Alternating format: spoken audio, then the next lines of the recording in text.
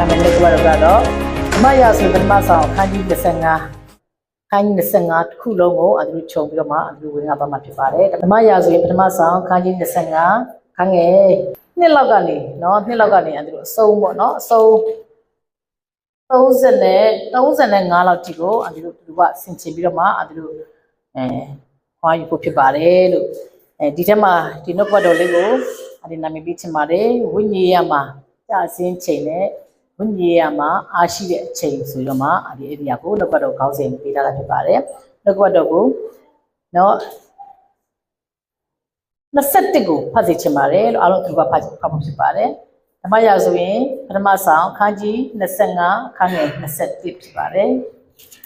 အားလုံးတွေ့ပြီဆိုသူကဖတ်ရအောင်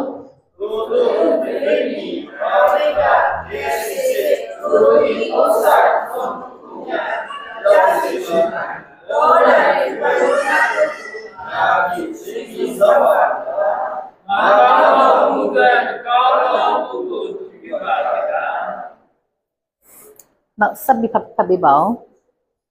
22ထိ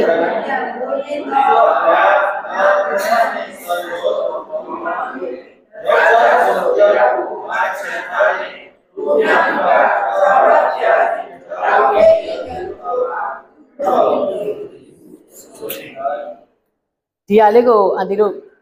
ကြည့်တဲ့အခါမှာနော်ဒီဒါဝိဒ်ကသူမင်းနော်ဘယင်မဖြစ်ခင်မှာ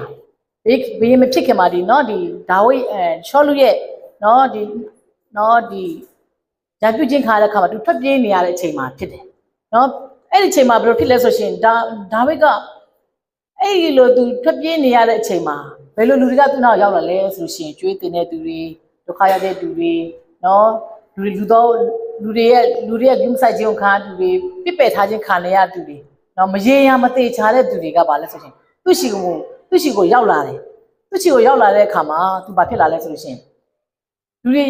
ယာနဲ့ချီလူပေါင်း200ကျော်ပေါ့နော်မိသားစုအိတ်ထောင်သူတို့ရဲ့အိတ်ထောင်နေနဲ့ပေါ့လေအကုန်လုံးသူတို့ရှိရောက်လာတာဖြစ်တယ်ရောက်လာတဲ့အခါမှာ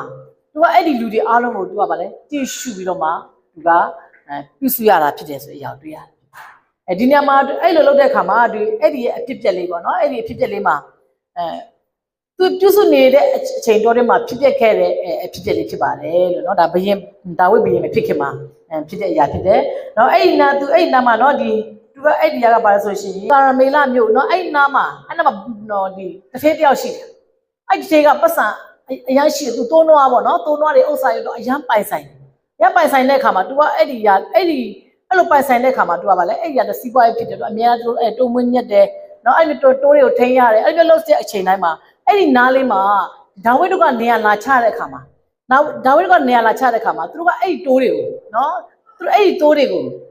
သူတို့တွေကဒါဝိဒ်တို့အဖွဲ့ကဗာလဲရေတို့ရန်သူတွေလာလို့ရှိရင်သူတို့ကကွယ်ပေးတယ်နော်တောခွေးတွေလာလို့ရှိရင်ဗာလဲသူတို့ကကွယ်ပေးတယ်အဲ့မျိုးလှုပ်ဆောင်ပေးတဲ့အခါမှာအဲ့ဒီတထေးနဲ့အဲ့နောက်ပတ်ဝန်းကျင်မှာရှိတဲ့သူတွေကိုသူကဗာလဲဆိုရှင်အဲ့လိုကူညီခြင်းအဖြစ်ဒါဝိဒ်ကကျေးဇူးပြုနေတာဖြစ်တယ်အဲ့ဒီအချိန်မှာအဲ့တထေးကြီးကအဲ့နဲ့မှသူဘယ်လိုဖြစ်လဲဆိုရှင်အဲ့လိုဖြစ်နေတဲ့အချိန်မှာနော်တနေ့ကျတော့နော်ဒါဝိဒ်တို့အဖွဲ့ကအဲ့မှာသူခဏပြောခင်သူရန်သူနော်ဒီရန်သူနဲ့သူဒါရှောလုကသူ့ကိုလိုက်တိုက်တဲ့အခါမှာသူကမျက်ထွက်ပြေးနေတာဖြစ်တယ်ပြီးလို့ရှိရင်တခြားတော့အဲ့ဒီရဲ့နော်ဒီအဲ့ကျေးလက်မှာအဲ့မှာရှိနေတဲ့နေရာတွေမှာသူတော့ခုံလုံပြီးတော့မှသူတို့ကဘာလဲဆိုပြန်ပြီးတော့မှလူစုပြီးတော့မှသူလှုပ်ဆောင်တယ်တခုတော့သူပြုစုဖို့အတွက်ပေါ့နော်အဲ့လိုလှုပ်ဆောင်နေတဲ့အချိန်မှာသူကခဏပြောအဲ့လူစုကိုအတွက်နေ့စဉ်နဲ့မြနော်ခဏပြောမရေရာမသေးချာ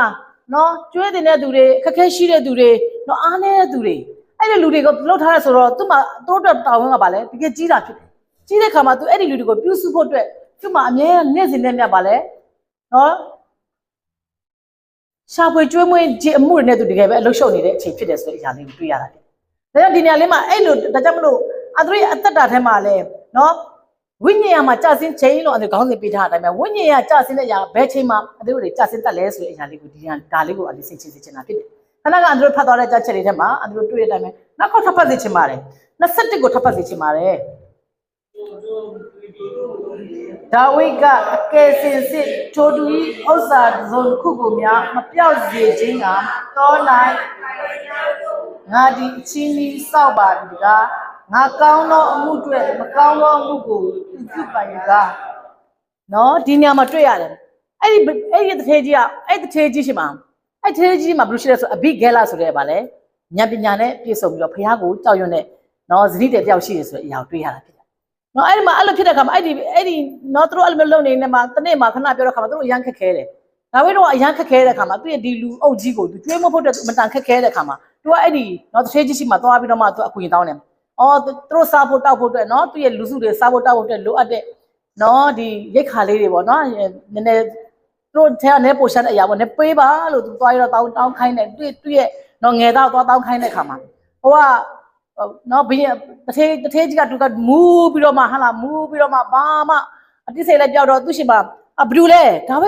ိတ်ဆိုတာဘဒူလဲအခုချိန်မှာဟာလာဘင်း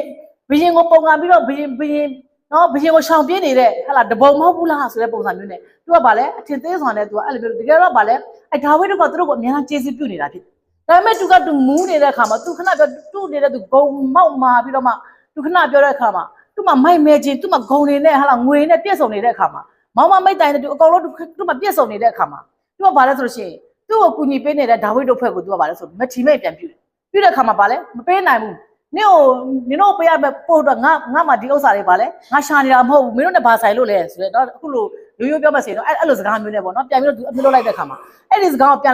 ်ပြီးကြားတဲ့ခါမှာနော်အဲ့စကားကိုကြားတဲ့ခါမှာဒါဝိတ်ကအရန်စိတ်ဆိုးသွားတယ်နော်ခဏစိတ်ဆိုးသွားမှခဏက21မှာသူပြောတဲ့စကားဖြစ်နော်သူပြောတဲ့ခ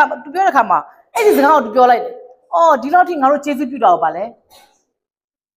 ဒီလိုပုံစံနဲ့ငါ့ကိုကျေးဇူးဆက်ရသလားဆိုတဲ့ပုံစံမျိုးနဲ့ပြန်တော့တစ်သေးကိုသူတစ်သေးကြီးကိုလုပ်တဲ့ခါမှာသူခဏနောက်ဆုံးဘလောက်ထိကျေဆိုလိုက်လေသူတို့ရှီကနေနော်ယောက်ျားတွေအကုန်လုံးမသိဘူးဆိုရှင်ပါဖြစ်လေမြတ်ကငါ့အဲ့ထက်မှကပြုတ်ပါစီဆိုတော့အရာတော့ချိန်လိုက်တာဖြစ်ဒါပေမဲ့အော်ဆရာကောင်းတာကသူ့ဘေးနားမှာနော်ခဏပြောတဲ့ခါမှာသူအဲ့လိုသူခဏပြောတဲ့ခါမှာသူအရာစိတ်ဆိုနော်ဒါဝိတ်ဒေါ်ရထွက်တဲ့အရာကိုနော်တိတဲ့နော်တွေ့ရဒီခဏပြောတဲ့ခါမှာအဘိဂဲလာတို့ကသူတို့ကိုကျေးဇူးပြုတာ哦နော်အဘိဂဲလာတို့ဒီတစ်သေးတို့က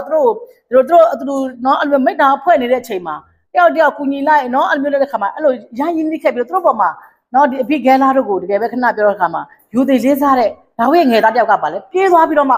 ှနော်အဘိဂဲလာရဲ့အကြောင်းသူသိတယ်အဘိဂဲလာကဉာဏ်ပညာရှိတယ်ဖះအောင်ကြောက်တယ်အဲ့ဒီရဲ့ဇနီးတဲ့ရဲ့နောက်ကိုသူပြေးသွားပြီးတော့မှမနေ့ညကဒီလိုမျိုးခါဟာဘင်းကြီးကပြောလိုက်တဲ့အခါမှာဒီလိုမျိုးဟာလာဒီမကောင်းတဲ့တုံ့ပြန်ကြီးနဲ့တုံ့ပြန်လာတယ်ဆိုတဲ့အကြောင်းကိုသူပြောပြတဲ့အခါမှာဒါကြောင့်မလို့အခုနော်ဒါဝိတ်ကဘေးကြီးမဟုတ်နော်ဒါဝိတ်နော်ဒါဝိတ်ကအဲ့ဒီရောက်သူအရင်စိတ်ဆိုးနေပြီအခုသူတို့ကျေဆိုးနေပြီနော်အဲ့ဒါအခုအရှင်မကြီးနော်ဒီထဲမှာကဘလို့လုပ်မလဲအဲ့ဒါဘလို့ပြင်ဆင်မလဲအဲ့ဒါကိုဘလို့ဖြည့်ရှင်းမလဲဆိုတဲ့အရာကိုညာရှိတယ်လို့နော်အကောင်းဆုံးလွတ်ဆောင်ပေးပါနော်ဒီဟာကတော့အသက်နဲ့ဆိုင်တဲ့အရာဖြစ်နေပြီဆိုတော့မှလာပြီးတော့မှအဲ့ဒီဟာကိုလာပြောတဲ့အခါမှာသူတို့ပေါ်စေတနာရှိတဲ့သူပေါ့နော်သူတို့ကိုအပြက်စီးစေချင်တဲ့နော်ဒါဝိတ်ရဲ့ဒီငယ်သားတယောက်ကဒီလိုမျိုးလာပြောတဲ့အခါမှာဒါဝိတ်ငယ်သားတဲ့နော်ဒီအဲ့ဒီရဲ့ဗာလဲပြီးသူရဲ့အဲ့ဒီငယ်သားတယောက်ကလာပြောတဲ့အခါမှာသူ့ဉာဏ်ပညာရှိတဲ့ဘုရားခင်တဲ့အမြဲတမ်းနော်အသက်ရှင်နေတဲ့အဘိဂဲလာကဘာလို့လဲဆိုရှင်ချက်ချင်းပဲသူ့ရဲ့ငယ်သားတော့လို့ရောက်ခေါ်ပြီးတော့မှဒီကုန်းကြီးတွေနော်ကုန်းကြီးထက်မှခဏပြောတဲ့အခါမှာဒီလူနော်ဒီလူအများကြီးဝါဆွာစားနိုင်တဲ့စပစ်ရည်တွေနော်စပစ်6တွေနောက်ပြီးတော့ခါလဲတမော်တီ6တွေပေါ့နော်ဒီအဲ့ဒီအရာပေါ့နော်ဒီစင်ပရိုတီအဲ့အရာအလုံးကိုနင်းလိုက်ပေါ်တင်ပြီးတော့တခါလဲဗာလဲဟိုကလည်းထွက်လာနေပြီဘရင်ဒါဝိတ်လည်းအရန်စိတ်ဆိုးပြီလေအော်သူခင်ဗျအရန်ခေါင်းပူတဲ့အချိန်မှာအဲ့လိုဆင်းလာတဲ့အခါမှာသူကလည်းအဲ့ရနဲ့တခါသူ့ရဲ့လူတွေအကုန်လုံးခေါ်ရတော့မှသွားရတော့မှဒီမျိုးတွေအကုန်ချရမယ်ဟုတ်လားအပြက်ပဲဒီနော်ဒီနဗလာရဲ့အမျိုးတွေအကုန်လုံးတတ်တော့မယ်ဆိုတော့မှယောက်ျားတွေအကုန်လုံးတတ်တော့မယ်ဆိုတော့မှ तू ကပြင်စီမျိုးလာနေချိန်မှာခဏကအဲ့ဒီတင်းကိုကြားတဲ့ဟိုဗာလဲအဘိဂဲလာနော်သူ့ရဲ့ဇတိတွေကလည်းအမြန်ဆုံးဗာလဲပြင်စီကုန်းကြီးတင်ပြီးတော့မှနော်စာနာရိတ်ခါပြန်တင်ပြီးတော့ तू ကဗာလဲအမြန်ဆုံး तू ကဗာလဲချက်ချင်းရေကြချင်းပြေးပြီးတော့မှ तू ကခဏပြောတဲ့ခါမှာသူတို့သွားကြတဲ့ခါမှာနော်အဲ့လိုသူတောင်ဆောင်ပေါ့နော်အဲ့မှာသူတို့ရဲ့လမ်းစုံမှုခါမှာပေါ့လမ်းစုံနဲ့ရောက်တဲ့အခါမှာသွားပြီးတော့တွေ့ကြတဲ့ခါမှာချက်ချင်းပဲနော်အဘိဂဲလာကအဲ့ဒီမှာသူလွတ်ဆောင်တဲ့စကားလေးကိုအဲ့ဒီမှာနော်ပြောတဲ့အရာလေးကိုထပ်ဖတ်စီချင်ပါတယ်တပတ်ရဆိုခန်းကြီး25အခန်းငယ်22ကနေ31ကိုဖတ်စီချင်ပါတယ်လို့အဲ့ဒါလေးဆက်ဖတ်ရအောင်နော်သူက35အထိနော်22ကနေစိုက်ဖတ်ရအောင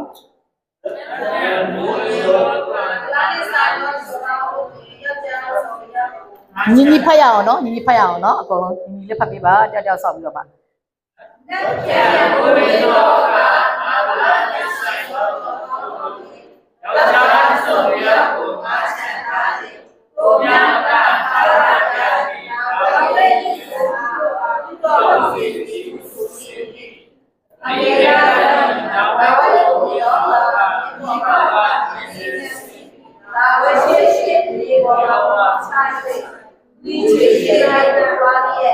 သူမသည်ရှိရှိတရားကိုသူမခံပါကိုရောဤသူမသည်နာရဆောင်ရတော်ဖြစ်ကိုပြေတော်ပါကိုရောဤသူမစကားကိုနားညောင်းတော်မူပါထိုဓမ္မလူနာဗလကိုကျွန်ုပ်တခင်မှတ်တော်မမူပါနှင့်သူ၏အမိသည်သူ၏တဘောနှင့်ညီညွတ်ပါ၏သူ၏အမိကနာဗလာသူ၏တဘောကမိုက်မဲဖြစ်သည်ခင်စေလွတ်တော်မူသောလူလင်တို့ကိုကိုရောကျမသည်မမြင်ရပါယခုမှကျမတခင်ကိုရောသည်လူသက်ကိုတတ်ခြင်းကိုမသွားမိကြောင်းကိုလက်နှင့်ကိုမှုကိုဆောင်၍ပြစ်ဒဏ်ပေးမိကြောင်းသာရဖျားစီတာတော်မူသည်ဖြစ်၍သာရဖျားအသက်တော်၌ကိုရောအသက်လည်းရှင်တော်မူသည့်တိုင်အကျိုးတော်ကိုဖျက်ဆီးလိုတော့ကိုရောဤရန်သူတို့သည်နာဖြစ်ကြပါစေသောယခုမှကိုရောဤကျမသည်ခင်ထံတို့ဆောင်ခဲ့တော်လက်ဆောင်ကျမခင်နောက်တော်တို့လိုက်တော်လူလင်တို့အားပေးတော်မူပါ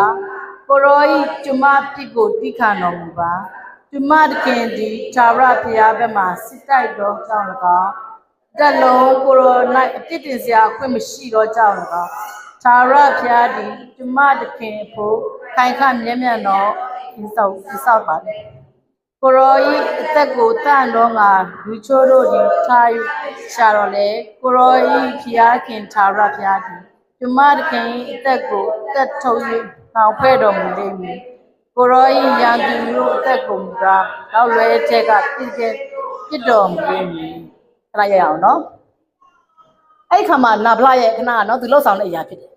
ခဏပြောတဲ့ခါမှာ तू ကသူ့ရဲ့ရှိမှပြက်ဝှပြီးတော့ तू တောင်းပန်တယ်နော်သူ့ရဲ့သူအဲ့တုန်းကအဲ့လိုမျိုးဖြစ်ပျက်ခဲ့တဲ့အရာဖြစ်တဲ့အချိန်မှာနော်အဲ့လိုမျိုးခဏပြောတဲ့ခါမရရိုင်းနဲ့နော်ဒီပထေးကတိုင်သူအမျိုးပြောဆိုခဲ့တဲ့အချိန်မှာ तू မရှိလို့ပါဒါကြောင့်မလို့အဲ့ဒီဖြစ်တွေခွန်းလို့ပါဆိုတော့ဗာလဲ तू ကလုပ်တယ်နောက်ပြီးတော့မှလည်းနော်တခင်ကနော်ဒါဝိမင်းကြီးကနော်မတတ်တဲ့ဘယ်နဲ့လူတွေအသက်ကိုတတ်မိတဲ့အရာကနေမဖြစ်စေဖို့အတွက်အခုသူ့ရဲ့စကားကိုနော်နားထောင်ပါသူ့တောင်းမှချင်းကိုနားထောင်ပါဆိုတော့ဗာလဲ तू လက်ဆောင်ပစ္စည်းဆက်တတ်အဲ့ဒီလူတွေအားလုံးစားဖို့တောက်ဖို့အရာကိုလက်ခံလိုက်တယ်ဆိုတဲ့အရာလေးကိုတွေ့ရတယ်။အဲ့လိုမျိုးတောင်းမှမျိုးလက်ခံတဲ့အခါမှာ तू ကအဲ့ဒီအရာလေးဟိုအတူတူပြပြချင်တာဖြစ်တယ်။ဒါကြောင့်မို့ဒီနေရာမှာဝိညာဉ်မှာကြာစင်းတဲ့အချိန်နဲ့ဝိညာဉ်ရမှာတကယ်ပဲအားရှိနေတဲ့သူရဲ့အသက်တာကိုအဓိကအနေပြောချင်တာဖြစ်ပါတယ်။အဲ့ဒီအဖြစ်အပျက်ကိုနော်အဲ့ဒီအရာလေးကိုအခြေခံပြီးတော့အန်ဒရိုရဲ့အသက်တာမှာနားလည်ထားဖို့အတွက်အနေနဲ့ပြောချင်တာဖြစ်ပါတယ်လို့နော်။ဒါကြောင့်မလို့ဒါဝိဆိုရှင်အကုန်လုံးကသိတာပဲနော်။အန်ဒရိုကိုယ်ွယ်ချင်းမှာအန်ဒရိုရဲ့အသက်တာတွေကိုနော်အများကြီးစာမလို့နာပြခဲ့တဲ့ဖြစ်တယ်။ဘုရားမျက်မှောက်တော်ကိုတကယ်ပဲနော်တောင်းတပြီးတော့မှအသက်ရှင်လဲနော်သူဖြစ်ပေမဲ့နော်ဝိညာဉ်ရမှာကြာစင်းတဲ့အချိန်မှာဖြစ်တတ်တဲ့အမှားကိုဒီနေရာမှာဒီလိုမှစ၍နော်ဥဆောင်နေတဲ့သားသမီးလူတွေမှစ၍ဒီမှာရှက်သားသမီးတယောက်ချင်းစီရဲ့အသက်တာမှာသတိထားရမယ့်အရာလေးကိုအနေနဲ့ဒါကိုပြပြချင်တာဖြစ်ပါတယ်လို့နော်တကယ်ပဲဝိညာဉ်ရမှာကြာစင်းတဲ့အချိန်မှာလူနော်အဲ့အချိန်မှာဖြစ်တတ်တဲ့နော်ကိုယ့်ရဲ့အခြေအနေကိုနော်ကိုယ့်ရဲ့အခြေအနေကိုဒီနေရာမှာပြောချင်တာဖြစ်တယ်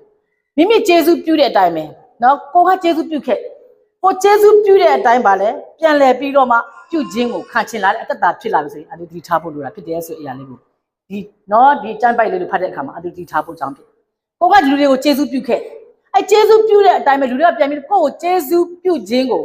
ကျေးဇူးပြန်တုတ်ပြန်ခြင်းကိုခံချင်လာပြီဆိုရှင်ဒါဝိညာဉ်ကြစင်းခြင်းရဲ့လက္ခဏာနံပါတ်1ဖြစ်လာတယ်ဆိုတဲ့အရာလေးကိုတီထားဖို့လိုတာဖြစ်ပါတယ်နောက်တစ်ခုကတော့ဗာလဲကိုကောင်းခဲ့တဲ့အတိုင်းပဲကိုကောင်းခဲ့တဲ့အတိုင်းပဲပါလေလူတွေပြန်ကောင်းခြင်းနဲ့ပြန်တုတ်ပြန်လာဖို့အတွက်သူတို့မျောလင့်နေပြီဆိုလို့ရှိရင်သူတို့ဝိညာဉ်ရမှာသူတို့ကြာဆင်းနေပြီဆိုတဲ့အရာကိုဒီထားဖို့အတွက်เนาะအဲ့ဒီຢာအဖြစ်ဝင်လာတော့မယ်ဆိုတဲ့အရာလေးကိုသူတို့ဒီထားဖို့ဖြစ်တယ်ဆိုတဲ့အရာလေးကိုနံပါတ်1အနေနဲ့အဲ့လိုပြောချင်တယ်။ဟာပါလေမိမိစိတ်ခံစားချက်တိုင်းပဲချက်ချင်းတုတ်တယ်။သူကခဏပြောဖြစ်လာတဲ့အရာကိုခဏပြောဘာကြောင့်သူတို့ဖြစ်တာလဲ။သူမိမကဒါကိုဘာမှမပြောအဲ့ဒီပြန်မစင်းချင်နိုင်တော့ဘူး။သူမဘာဖြစ်လို့ဖြစ်တယ်လဲဆိုတဲ့အကြောင်းကခဏခဏအဲ့ဒီပြောပြမှာဖြစ်တယ်။နော်သူနေပါလေဖြစ်လာတဲ့ပြဿနာကြော်ရတဲ့အဲ့ဒီဖြစ်တယ်မှာပြန်ပြီးတော့ပါလေသူရဲ့စိတ်ခံစားချက်တိုင်းပြန်ပြီးတော့တုံ့ပြန်လာပြီဆိုလို့ရှိရင်တော့ဒါအန်ဒီဝိညာဉ်ကျဆင်းနေပြီဆိုတဲ့အရာကိုပါလေကိုဒီထားဖို့လိုတာဖြစ်တယ်ဆိုတဲ့အရာလေးကိုနံပါတ်3ချက်အနေနဲ့ဒါကိုဒီထားဖို့ဖြစ်တယ်။နောက်ပြီးတော့ပါလေစင်ချင်နိုင်တဲ့စောအားတွေနည်းလာပြီဆိုရင်ဒီထားဖို့ဖြစ်တယ်။နောက်ပြီးတော့ပါလေလူသက်တတ်ဖို့အတွက်ဝင်မလေးတော့ဘူးဆိုလို့ရှိရင်ဒီဟာကအန်ဒီစင်ချင်ရမယ်အချက်ဖြစ်ပါတယ်။ဒါကြောင့်မလို့ဝိညာဉ်ကအားနည်းလာပြီဆိုတဲ့သိရမယ့်အချက်ကတော့ပါလေကိုကလူများကိုကျေးဇူးပြုခဲ့တယ်လူများကကိုကောင်းခဲ့တယ်လို့လူများရှင်နဲ့ကျေးဇူးပြန်တုံ့ပြန်စေချင်တာလူများကိုကောင်းတော့ပုံစံနဲ့ပြန်ဆက်ဆံခြင်းနဲ့စိတ်တွေတဘောထားတွေဖြစ်လာပြီဆိုလို့ရှိရင် အတူတူဝိညာဉ်မှာကြာဆင်းဖို့အတွက်နီးလာနေဖြစ်နေပြီဒီထားဖို့လိုတာဖြစ်တယ်နောက်ပြီးတော့ဘာဖြစ်လဲစင်ချင်နိုင်တဲ့ဆွမ်းအားတွေနဲလာပြီဆိုလို့ရှိရင်အတူတူရဲ့တက်တာမှာဒီထားဖို့တခုခုလို့မစင်ချင်နိုင်တော့ဘူးနော်လုပ်ချင်လို့ပြောချင်တဲ့အတက်တာဖြစ်လာပြီဆိုရင်အတူတူရဲ့တက်တာမှာဒါဒီထားမဲ့အချက်ဖြစ်တယ်ဆိုတဲ့အရာလေးကိုဒီနေရာမှာတွေ့ရတာဖြစ်တယ်နောက်ပြီးတော့ဗာလဲကိုယ့်ရဲ့စိတ်ခံစားချက်တိုင်းမှာဗာလဲချက်ချင်းတုံ့ပြန်လိုက်တဲ့ပုံစံတွေဖြစ်နေပြီဆိုရင်တော့ဒါအတူတူဒီထားမဲ့ပုံစံဖြစ်ပါတယ်နောက်တစ်ခုကဗာလဲလူသက်တက်ဖို့လူတက်ကိုနော်လူတက်ကိုပျက်စီးသွားဖို့လူတက်ဆုံးရှုံးသွားဖို့အတူတူတော့မစင်စားတတ်တော့ဘူးဆိုလို့ရှိရင်တော့အတူတူရဲ့ဝိညာဉ်မှာကြာဆင်းနေပြီဆိုတဲ့အရာလေးကိုတွေ့ရတာဖြစ်တယ်ဒါကြောင့်မလို့အဲ့လိုမျိုးဝိညာဉ်ကြာဆင်းဖို့အတွက်ဖြစ်လာရတဲ့အကြောင်းရင်းနော်ဘယ်လိုလူတွေဘာဖြစ်လို့အဲ့လိုကြာဆင်းတဲ့အကြောင်းရင်းတွေဖြစ်လာတာလဲဘယ်လိုလူတွေရဲ့အသက်တာမှာဘယ်လိုပုံစံနဲ့ကြာဆင်းလာရတဲ့အကြောင်းဖြစ်လာရလဲဆိုတဲ့အကြောင်းတွေကိုနံပါတ်1ပြချင်ပါတယ်ကြီးမားသောတာဝန်တွေကိုယူထားတဲ့အချိန်မှာနော်အလူကြီးမားတဲ့အိမ်ထောင်ရဲ့တာဝန်တွေယူထားတဲ့အချိန်မှာနော်အတူတူခေါင်းဆောင်တဲ့သူတွေဥဆောင်တဲ့သူတွေဒီမှာရှက်တူးချင်းစီအသက်တာမှာအတူတူကြီးမားတဲ့နော်အတူတူနဲ့ပတ်သက်ပြီးခဏပြောဝင်ထုတ်ဝင်ပိုးတွေအရာနဲ့ပါလဲကြီးမားဆိုတာအတူတူကင်ထားတဲ့အချိန်မှာမိသားစုတွေရဲ့ဝင်တာတွေနော်ကိုယ့်ရဲ့ခင်မွန်းတဲ့ဇနီးတဲ့သားသမီးတွေရဲ့ဝင်တာတွေကိုယ့်ရဲ့လုပ်ငန်းရဲ့ဝင်တာတွေအဲ့လုပ်ငန်းကြီးမားတဲ့အရာတခုအတူတူလက်ထက်မှာအတူတူစောက်ကင်ထားတဲ့အချိန်မှာအဲ့ဒီလိုမျိုးဝိညာဉ်ကြာဆင်းဖို့အတွက်စပြီးတော့အဲ့ဒီຢာလေးကစိုက်ဝင်လာတယ်ဆိုတဲ့အရာလေးကိုဒီမှာရှက်သူတွေရဲ့တက်တာမှာဒီထားဖို့လိုတာဖြစ်တယ်ပြီးလို့ရှိရင်ပါလဲမိမိရဲ့ဝိညာဉ်ရဲ့အကြံကောင်းများကိုပေးနိုင်တဲ့သူတွေဆုံးရှုံးသွားတဲ့အချိန်ကိုပါလဲဝိညာဉ်မှာအကြံကောင်းတွေပေးတဲ့သူတွေရှိတယ်ဝိညာဉ်မှာလမ်းညွှန်ပေးတဲ့သူတွေရှိတယ်အဲ့လိုလူတွေရဲ့နော်ဘေးကနေကိုခွာသွားတဲ့အချိန်မှာခဏပြောတယ်ဝိညာဉ်ရဲ့ကြာဆင်းဖို့အကြောင်းကအဲ့ဒီမှာဖြစ်လာပြီဆိုတဲ့အရာလေးကအတူတူဒီချက်ဆရာဖြစ်ပါတယ်နောက်တစ်ချက်ကတော့ပါလဲဆိုရှင်အခက်အခဲပြဿနာတွေကိုအခက်အခဲပြဿနာဟုတ်တယ်ဒါပေမဲ့အဲ့ဒီအခက်အခဲပြဿနာကကြက်သီးစွာဖြစ်လာတဲ့အချိန်ဆိုတာရှိဘလို့မရုံထွက်လို့မရတော့ထွက်ပေါက်မဲ့လာကိုအဲ့ဒီပြဿနာရဲ့ကိုအဖိစီးလာတဲ့အချိန်တွေရှိတယ်ကြက်သီးလာတာဘလို့ရုံထွက်မှဘလို့မှမသိတော့တဲ့အချိန်မှာခဏကအဲ့ဒီဝိညာဉ်မှာကြာဆင်းဖို့အတွက်စမချက်တွေကိုအတူတူချနိုင်တယ်ဆိုတဲ့အရာကိုဒီထားဖို့လိုတာဖြစ်တယ်နောက်ပြီးတော့ဘာဖြစ်လဲပင်မနွားနယ်နေတဲ့အချိန်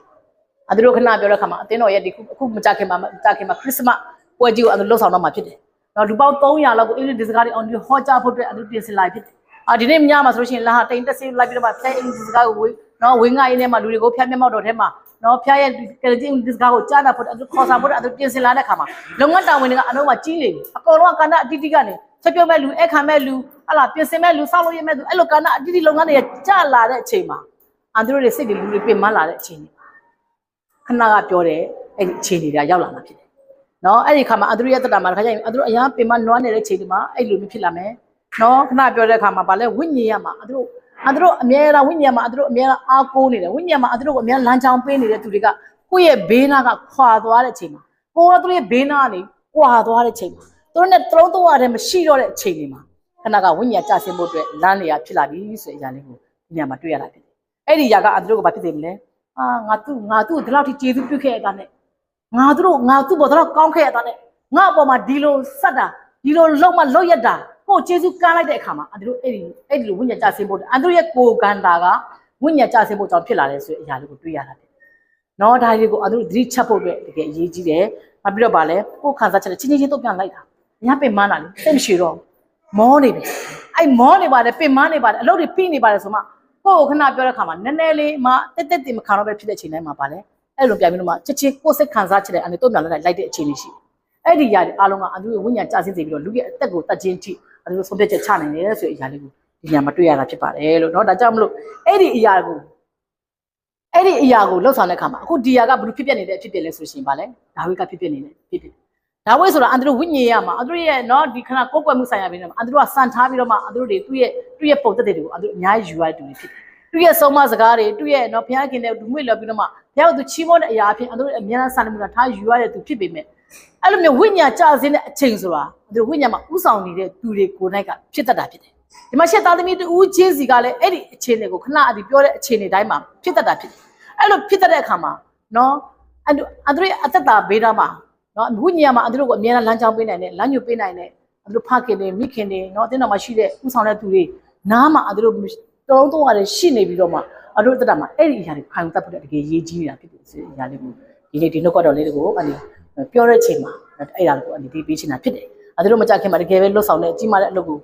နော်အတင်းတော်တစ်ခုလုံးနဲ့ဆိုင်တဲ့အကြီးမားဆိုတာအတူပန်းနိုင်ထားတဲ့အရာကိုလွတ်ဆောင်တော့မှဖြစ်တယ်။အဲ့ဒီခါမှာအဲ့ဒီအရာအပြင်အတူတွေဝိညာဉ်ကြာဆင်းပြီးတော့မှဖျားမျက်မှောက်တော်ကနေဝေးကွာသွားတဲ့သူတွေဖြစ်ဖို့အတွက်ဒီနှုတ်ကတော့ကိုဒီနေ့အရာလေးကိုအတူပြပြတာဖြစ်တယ်။ဒါပေမဲ့ဒီနေရာမှာအောင်းအောင်ဆရာကောင်းတာကနော် ဒီ20နော်20နဲ့ဒီ35ထဲမှာနော်ဒီအဘိဂဲလာဆိုတဲ့ညာရှိတဲ့မိမဘုရားကိုကြောက်ပြီးတော့မှဘုရားခင်နဲ့နော်အမြဲဘုရားကိုကြောက်ရွံ့နေဘုရားကိုကြောက်ရွံ့နေဘုရားနဲ့အခြေယူတယ်ဘုရားကိုချစ်တယ်လို့ပြောရင်တော့သူကပါလဲဉာဏ်ပညာနဲ့ပြည့်စုံတဲ့မိမဖြစ်သူရဲ့အတ္တကဘုရားဝတ်နဲ့ပါလဲအမြဲတမ်းမွေ့လျော်နေတဲ့သူဖြစ်အဲ့ဒီခါမှာသူရဲ့အတ္တမှာသူဘာလုပ်လာလဲဆိုရှင်နော်သူရဲ့သူလောက်ဆောင်မယ့်အရာလေးကိုခဏတွေ့ရတာဖြစ်တယ်သူခဏပြောသူမစင်းစားတော့ဘူးချက်ချင်းပဲပါလဲသူလောက်ဆောင်လောက်တဲ့အရာကိုသူရဲ့ခင်မွန်းတဲ့မူးနေတာလေမူးနေတာဟာနင်ကဘာလို့ဒီလိုလောက်ရတာလဲတော့အပြစ်မတင်နေဘူး तू ကနင်ဒီလိုလောက်ခုငါတို့ဘယ်လိုလုပ်ကြတော့မလဲငါတို့လူတွေခုတော့ရောက်တော့မယ် तू အဲ့ဒီအပြစ်ကို तू သွားမတင်နေတော့ဘူးမတင်နေတော့ဗာလဲ तू လောက်ဆောင်စရာရှိတဲ့အရာကိုဗာလဲ तू ချက်ချင်းလုပ်တယ် तू ကုန်းနေတင်တယ် तू ဖြည့်တော့လက်ဆောင်ပစ္စည်းယူတယ်ပြီးလို့ရှိရင်ချက်ချင်းနော်ဒါဝိမလာခင်မှာဒါဝိနဲ့သူ့ရဲ့အပေါင်းပါတယ်မရောက်လာခင်မှာ तू ပြေးတဲ့ခါမှာလာခုလာမှဆုံတဲ့ခါ तू တော့တောင်းမှနဲ့ဝင်ချတကယ်တော့ဒီလိုတောင်းမှဝင်ချဖို့အလုပ်ကို तू လုပ်တာမှမဟုတ်တာဒီပြမအချင်းအလုပ်ကို तू လုပ်တာမှမဟုတ်တာဒါပေမဲ့ဘာလို့ဆိုဝိညာဉ်ရမှာခဏပြောတဲ့ခါတိုးတက်နေတဲ့ခါမှာဘုရားခင်နဲ့ဆက်တွယ်မှုမှန်ကန်နေတဲ့ခါမှာဘုရားရဲ့အလိုတော်ထဲမှာကိုယ့်ရဲ့တတမှာဉာဏ်ပညာရှိစွာနဲ့ကိုယ့်တတကိုအသက်ရှင်နေတဲ့သူတယောက်ကအဲ့ဒီနားမှာရှိနေခဲ့တယ်ဆိုလို့ရှိရင်အဲ့ဒါကအမတန်ကောင်းမြတ်တဲ့အရာဖြစ်တယ်ဆိုတဲ့အရာကိုညမှာတွေ့ရတာဖြစ်တယ်။နော်ဒီညမှာတွေ့တဲ့ခါမှာအဘိဂလရဲ့အတ္တထဲမှာသူခဏပြောတဲ့ခါမှာသူနော်ဒီဝိညာဉ်မှာသူ့ရဲ့တတမှာတကယ်ပဲကိုမှန်ကန်နေတဲ့ဘုရားမျက်မှောက်တော်ထဲမှာသူရှိနေတဲ့ဉာဏ်ပညာရှိစွာနဲ့သူလှုပ်ဆောင်နေတဲ့ခါမှာသူ့ရဲ့တဘောလဲမှန်တယ်သူ့ရဲ့စိတ်လဲမှန်တယ်ဆိုတဲ့အရာကိုတွေ့ရတာဖြစ်တယ်။သူ့ရဲ့လုံးသားတွေထွက်လာတဲ့သူ့ရဲ့စိတ်ခံစားချက်ကလည်းမှန်ကန်တယ်လို့သူ့ဘက်ကနေပြောဆိုတဘောထားကလည်းမှန်ကန်နေတဲ့အခါမှာလှုပ်ဆောင်မှုတကယ်လှုပ်ဆောင်တဲ့အခါမှာတကယ်ပဲတင့်မြင့်ခြင်းကအဲ့ထဲမှာရှိတာဖြစ်တယ်ဆိုတဲ့အရာကိုတွေ့ရတာဖြစ်တယ်။နော်ဒါကြောင့်မလို့ဒီညမှာတကယ်ပဲခဏပြောတဲ့အခါမှာနော်ဝိညာဉ်ရမှာတကယ်ပဲတိုးတက်ကောင်းမွန်နေတဲ့သူရဲ့အတ္တမှာရှိတဲ့သူ့ရဲ့ထူးခြားတဲ့အတ္တလေးတွေကိုဒီမှာတွေ့ရတာဖြစ်တယ်။နော်သူမလုပ်တဲ့အဖြစ်ကိုလည်းပါလေအခြားသူများကနော်အဲ့သူမလုပ်တဲ့အဖြစ်ကိုလည်းသူကဝန်ခံပြီးတော့နော်အခြားသူများအပြစ်လွတ်ဖို့အတွက်သူလှုပ်ဆောင်နေဆိုတဲ့အရာကိုတွေ့ရတယ်။သူကကိုစားပြုတယ်ကိုစားပြုတော့ပါလေဝင်ချတောင်းမှပေးတဲ့သူဖြစ်တယ်ဆိုတဲ့အရာလေးကိုအဘိဂလရဲ့အတ္တထဲမှာတွေ့ရတာဖြစ်တယ်။ तू မလုပ်တဲ့အလုပ်ကို तू မလုပ်တဲ့အပြစ်ကို तू လုပ်တယ်လို့ပါလေ तू ဝန်ခံပေးတယ်။သူခင်မိုးတဲ့လုပ်ခဲ့တဲ့အပြစ်ကို तू ကပဲလုပ်ခဲ့တယ်လို့ तू ကပါအမှန်ဝန်ခံပေးတယ်ဆိုတဲ့အရာလေးကိုဒါတွေ့ရတယ်။အဲ့ဒါကပါလေဝိညာဉ်ရမှာတိုးတက်ကောင်းမွန်တဲ့သူရဲ့အတ္တကကိုဘေးနာရှိနေတဲ့အခါမှာ तू လှုပ်ဆောင်ပေးတဲ့အရာဖြစ်တယ်ဆိုတဲ့အရာလေးကိုဒီနေ့မှာတွေ့ရတယ်။နောက်ပြီးတော့ပါလေမိမိရဲ့ဆက်ဆိုင်သူများနဲ့သူများရဲ့ခွင့်လွှတ်ခြင်းရဖို့အတွက်ပါလေတောင်းလျှောက်ပေးတတ်တဲ့သူဖြစ်တယ်။နော်ဒါကြောင့်မလို့အတူရဲ့အတ္တထဲမှာအဲ့ဒါကတကယ်ကိုထူခြားသွားလို့အပ်တဲ့အရာဖြစ်တယ်။နော်ပြောတဲ့စကားများတွေလည်းအပြုတော်ဆောင်ပြီးတော့မှဘယ်တော့မှ minus စကားနဲ့မပြောဘူး။ဘယ်တော့မှခဏပြောတော့ညှဉ်းညူခြင်းအပြစ်တင်ခြင်းနဲ့မပြောဘဲနဲ့အပြုတော်အမြဲဆောင်ကောင်းတဲ့ဘက်ကနေပါလေအမြဲတမ်းမြင်သက်ပြောတတ်တဲ့အတ္တဖြစ်တယ်ဆိုတဲ့အရာလေးကိုဒီညမှာတွေ့ရတာဖြစ်တယ်။နောက်ပြီးတော့ပါလေကောင်းသောအကြောင်းကိုပြန်ပြီးတော့ပေးလိုက်တာ။အော်ဒါမျိုးမလုပ်ပါနဲ့ဆိုတော့ပါလေပြန်ပြီးတော့ကောင်းတဲ့အကြောင်းတွေကိုပေးတတ်တဲ့သူဖြစ်တယ်ဆိုတဲ့အရာကိုတွေ့ရတာဖြစ်တယ်။ဒါကြောင့်မလို့ခဏပြောအတူရဲ့တတထဲမှာနော်ခဏသူအဲ့မျိုးလှုပ်ဆောင်ခြင်းအဖြစ်နော်တကယ်ပဲခဏပြောတဲ့ခါမှာဒါဝိဒ်ကနော်ဘုရားခင်နဲ့သွားနေတဲ့သူရဲ့အတ္တမှာဘုရားဗိတ်တဲ့နဲ့သွားနေတဲ့သူရဲ့အတ္တမှာထားရရင်အဲ့လိုမျိုးဝိညာဉ်မှာကြာဆင်းချိန်မှာသူတို့ကလည်းဗာလဲအားနည်းစွာနဲ့ခဏပြောတဲ့နော်လူတွေရဲ့ရှိမှဥဆောင်နေတဲ့သူတွေဖြစ်ပေမဲ့ဒါကြောင့်ရှင်အဲ့လိုအားနည်းတဲ့ချိန်မှာခဏပြောတဲ့အလုပ်တွေများတဲ့ချိန်မှာကြီးမားတဲ့တာဝန်ကြီးတွေကိုတို့ထားဆောင်ထားတဲ့ချိန်မှာနော်အဲ့ဒီအရာတွေမှာရောက်လာတဲ့အခါမှာဖြစ်တတ်တဲ့သဘောတဘာဝတွေရှိပေမဲ့အားနည်းတဲ့မိမသားဖြစ်တဲ့အဘိဂေလဖြစ်တဲ့အဲ့လိုမျိုးကောင်းမွန်စွာနဲ့သူလှုပ်ဆောင်တတ်တယ်သူမလုပ်တဲ့အဖြစ်ကိုသူလုပ်တယ်လို့သူဝန်ခံပေးတတ်တယ်နော်တခြားသူတွေရဲ့အဖြစ်ကိုသူတောင်းလျှောက်ပေးတတ်တယ်ဝန်ခံပေးတတ်တယ်နော်တောင်းမှပေးတတ်တယ်အဲ့လိုလှုပ်ဆက်တဲ့သူဖြစ်လာတဲ့အခါမှာနော်ဒါဝိဒ်ကလူသက်ခြင်းမှုသူကဖုတ်တက်ချထားတာပါလေမနဲ့မိုးလင်းလို့ရှင်ပါလေနာဗလာရဲ့အဲမှာရှင်ယောက်ျားတယောက်မှအသက်မရှိရတော့ဆိုတယ်သူကျေဆိုရတဲ့အရာကိုပါလေပြန်ပြီးတော့မှခြေပြပါလေသူမြောက်ရခွင့်ကိုပေးတယ်သူကိုယ်တိုင်ကလူတစ်ပါးအပြစ်မရှိတဲ့ကလေးတွေဟုတ်လားအပြစ်မရှိတဲ့သူ့ရဲ့နော်ကျွန်းနော်သူ့ရဲ့နာဗလာရဲ့ကျွန်းတွေကိုတတ်မိတဲ့နေရာကနေမလုံမိစေဖို့တက်ပါလေအဲ့ဒီຢာကသူ့ကိုသူ့မြောက်စေတယ်ဆိုတဲ့အရာကိုတွေ့ရတာဒါကြောင့်မလို့အဲ့ဒီຢာကအန်သူရဲ့အတ္တထဲမှာ